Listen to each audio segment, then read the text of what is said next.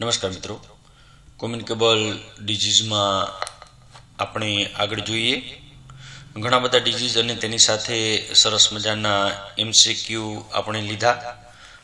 Communicable disease એક એવો subject કે જેમાં ઘણું બધું પૂછાતું હોય, જેમાં ખાસ કરીને ડિઝીઝ, કોઝેટિવ ઓર્ગેનિઝમ, ઇન્ક્યુબેશન પીરિયડ અને એની સાથે સાથે કોઈ પણ અગત્યના ચિહ્નો લક્ષણો એવા પ્રશ્નો અવારનવાર પૂછાતા હોય. તો આપણે આગળ જોઈએ કોમ્યુનિકેબલ ડિઝીઝમાં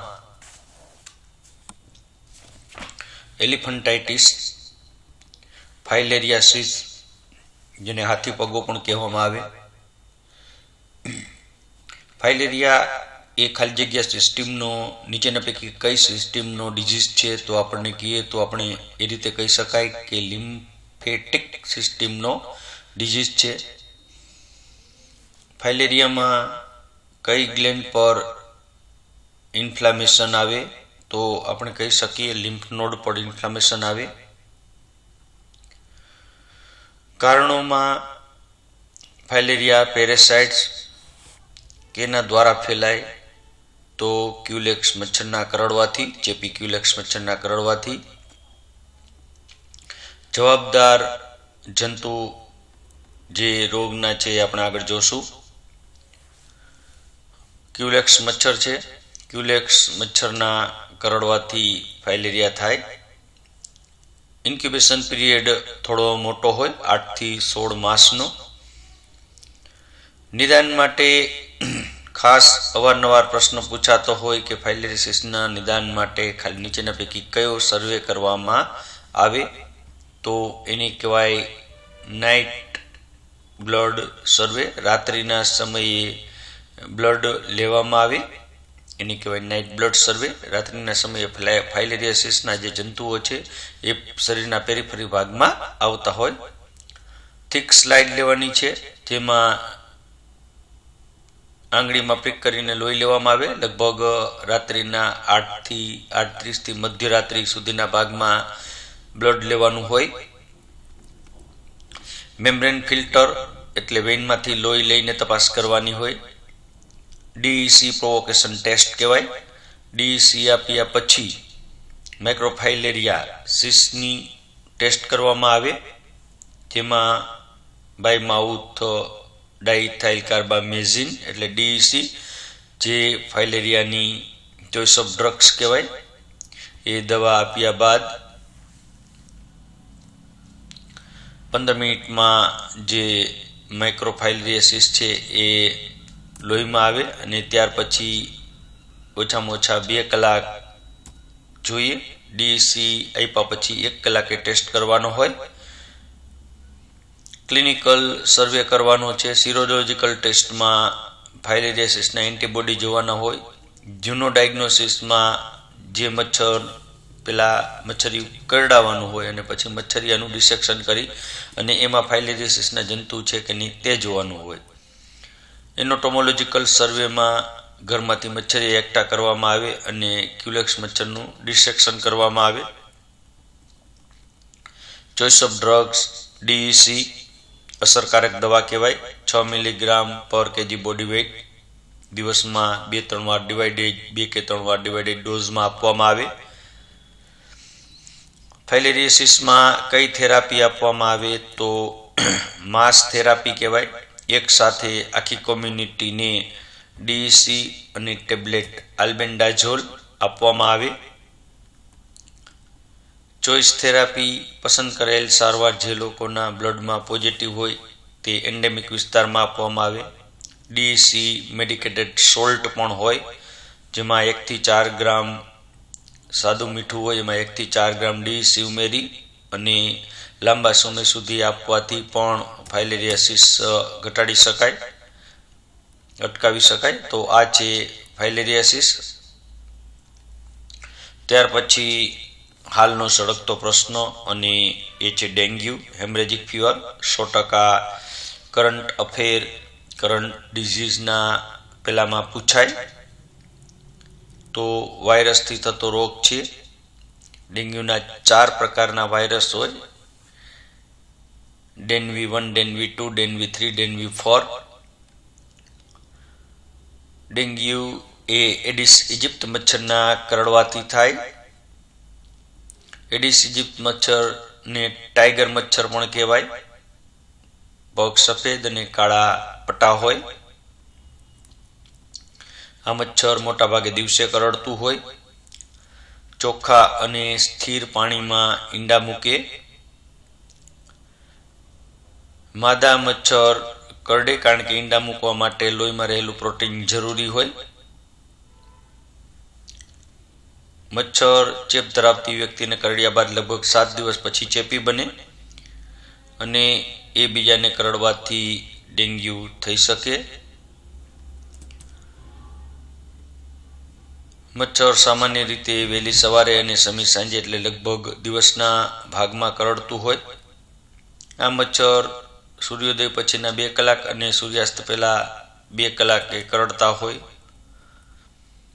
સરેરાશ આયુષ્ય મચ્છરનું 2 અઠવાડિયાનું હોય. જીવનકાળ દરમિયાન લગભગ 3 વખત ઈંડા મૂકતું હોય અને એક સાથે 100 ઈંડા મૂકતું હોય. એવું બધું બહુ યાદ ન રાખો તો ચાલે, પણ ક્યારે કરડે, કેવી જગ્યાએ હોય, નામ શું છે. બીજું નામ ટાઈગર મચ્છર પણ કહેવાય. પુખ્ત મચ્છર ઘરની અંદર અંધારું હોય તેવી જગ્યાએ આરામ કરે. કબાટ, પલંગ નીચે, પડદા પાછળ. ઉડવાની ક્ષમતા 400 મીટર હોય. ઘરમાં રહેલા થોડા જ મચ્છર મોટા પ્રમાણમાં ડેન્ગ્યુ ફેલાવી શકે. ખાડા, કબોચિયા, દલદલ, નદી ઈંડા મૂકતા નથી આ મચ્છર. લાર્વા, પ્યુપા અને પુખ્ત મચ્છર બનતા લગભગ 8 દિવસ લાગે. આ છે એડિસ ઇજિપ્ત ટાઈગર મચ્છર. કાળા પટ્ટા, સફેદ ટપકા.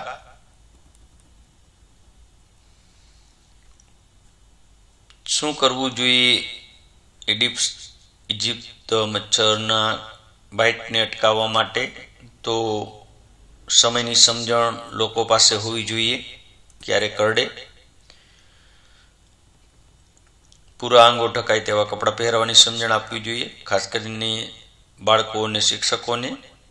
શાળામાં કોઇલ ઇલેક્ટ્રિક મેટ રિપેલન્ટનો દિવસે પણ ઉપયોગ કરવો જોઈએ. બાળકો, વૃદ્ધા અને સગર્ભા માતાને મચ્છરદાનીમાં સૂવા માટેની સમજણ આપવી જોઈએ.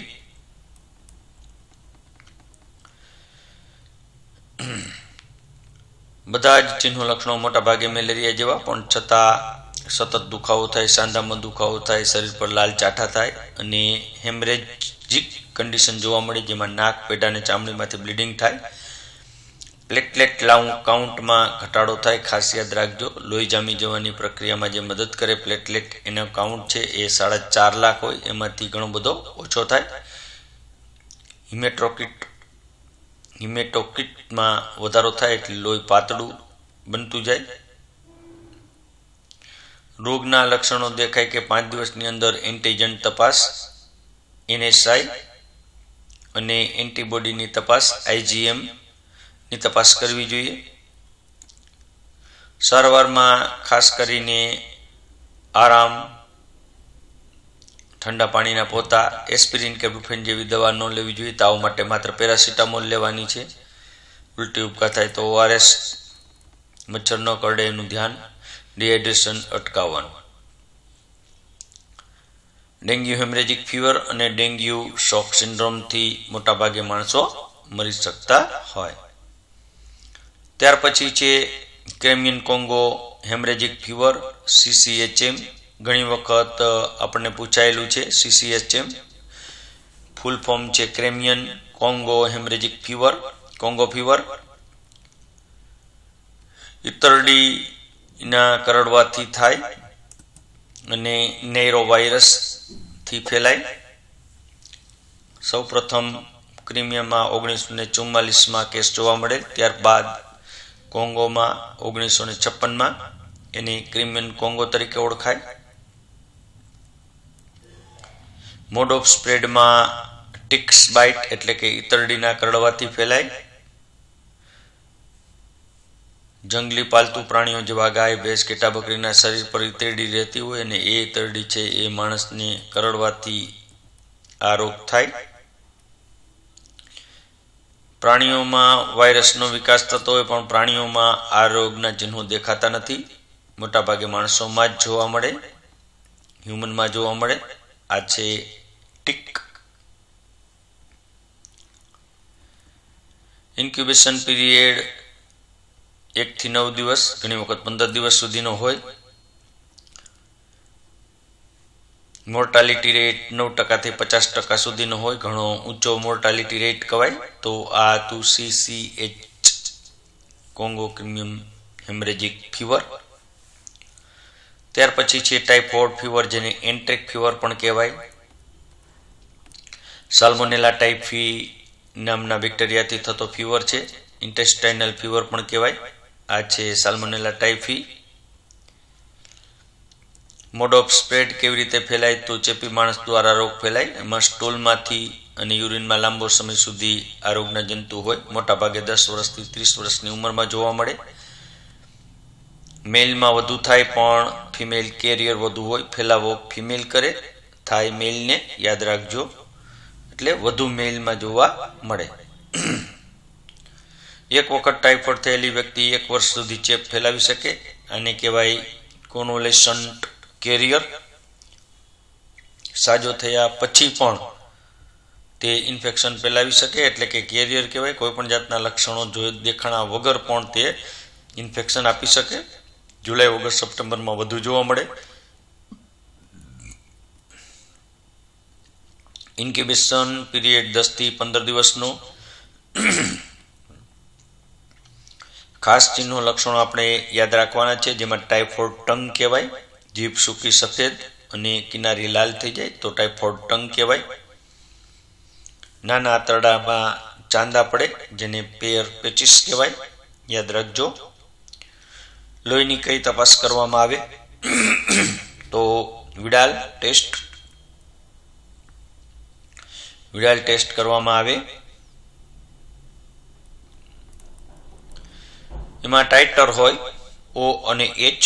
નોર્મલ 140 એટલે 1/40 નોર્મલ ગણાય. 1/80 થાય તો પોઝિટિવ થાય. H પણ 1/40 1/80 થાય તો એ પોઝિટિવ ગણાય. ઇમ્યુનાઇઝેશનમાં ટાઇફોઇડ વેક્સિન મોનોવેલેન્ટ, માત્ર S ટાઇપ. બાયોવેલેન્ટ પણ હોય. TAB વેક્સિન પણ આપવામાં આવે. ત્યાર પછી પૂછાતું પ્રશ્ન અને વમ્સનું ઇન્ફેક્શન ન કહેવાય પણ ઇન્ફેસ્ટેશન કહેવાય, જેને આપણે ઇન્ટેસ્ટાઇનલ પેરેસાઇટ્સ પણ કહીએ. મોટાભાગે 4 પ્રકારના હોય: થ્રેડવર્મ, રાઉન્ડવર્મ, હુકવર્મ અને ટેપવર્મ. આ છે રાઉન્ડવર્મ, હુકવર્મ, ટેપવર્મ અને થ્રેડવર્મ. ટ્રીટમેન્ટમાં ટેબ્લેટ મેબેન્ડાઝોલ, ટેબ્લેટ આલ્બેન્ડાઝોલ, એવરમેસેક્ટિન એન્ડ આલ્બેન્ડાઝોલ એક નવી ટેબ્લેટ છે જે આપવામાં આવતી હોય ટ્રીટમેન્ટમાં. તો આ હતા વર્મ્સ. કેટલાક પ્રશ્નો આપણે જોઈએ. MCQ, કઈ ટાઈપના MCQ પૂછાઈ શકે? તો હિપેટાઇટિસ A મુખ્યત્વે શાના વડે ફેલાય? ઘણી વખત પૂછાયેલો પ્રશ્ન છે. દૂષિત ખોરાક, ચેપી લોહી, સિમેન કે વાગી જવાથી. તો સાચો જવાબ આવશે દૂષિત ખોરાક. હિપેટાઇટિસ B મુખ્યત્વે શાના વડે ફેલાય? દૂષિત ખોરાક, ચેપી લોહી, દૂષિત પાણી, વાગી જવાથી. તો હિપેટાઇટિસ B છે એ ઇન્ફેક્ટેડ બ્લડ મારફતે ફેલાય. હિપેટાઇટિસ A નો ઇન્ક્યુબેશન પીરિયડ કેટલો હોય? 15, 20, 28 કે 100 દિવસ, તો હિપેટાઇટિસ એનો ઇન્ક્યુબેશન પીરિયડ હોય 28 દિવસ. હિપેટાઇટિસ બી નો ઇન્ક્યુબેશન પીરિયડ સામાન્ય રીતે કેટલો હોય, કેટલા દિવસનો હોય? તો 100 days હિપેટાઇટિસ બી. હિપેટાઇટિસના દર્દીની કેવા પ્રકારનો ખોરાક આપવામાં આવે છે? ઘણી વખત પ્રશ્ન પૂછાયેલો છે અને એને કહેવાય FFD, ફેટ ફ્રી ડાયટ, ચરબી વગરનો ખોરાક. રેબિસની બીજા કયા નામે ઓળખાય? તો રેબિસ એટલે હડકવા કહેવાય, તમને ખ્યાલ છે. રેબિસને બીજા કયા નામે ઓળખાય? ફોટોફોબિયા, એરોફોબિયા, હાઇડ્રોફોબિયા કે એક પણ નહીં, તો એની કહેવાય હાઇડ્રોફોબિયા. નીચેના પૈકી કયા દેશમાં રેબિસના કેસો જોવા મળતા નથી? તો એક એવો દેશ છે કે જેમાં રેબિસના કેસો જોવા મળતા નથી અને એ છે ઓસ્ટ્રેલિયા.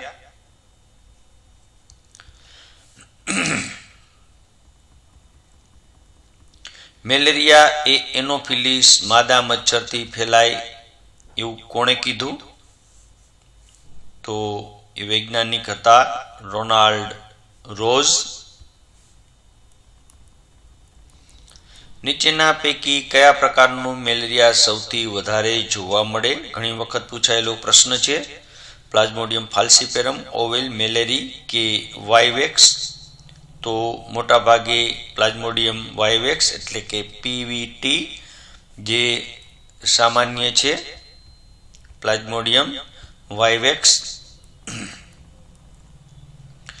નીચેનામાંથી કોને મેલેરિયામાં પ્રાઇમાક્વિન દવા આપવામાં આવતી નથી? પૂછાયેલો પ્રશ્ન આ પણ. સગર્ભા માતા, ઇન્ફન્ટ, A અને B બંને, એક પણ નહીં, તો A અને B બંને. તો આ હતા કેટલાક MCQ. દરેક મિત્રોને વિનંતી છે કે માસ્ટર માઇન્ડ એજ્યુ એપ સાથે જોડાઓ, વારંવાર વિડીયો જુઓ અને પેપર સોલ્વ કરવાની પ્રેક્ટિસ કરો. જ્યાં પણ માર્ગદર્શનની જરૂર પડે ત્યાં વોટ્સએપ મેસેજ કે આપ કોલ કરી શકો છો. ખૂબ ખૂબ આભાર. ધન્યવાદ.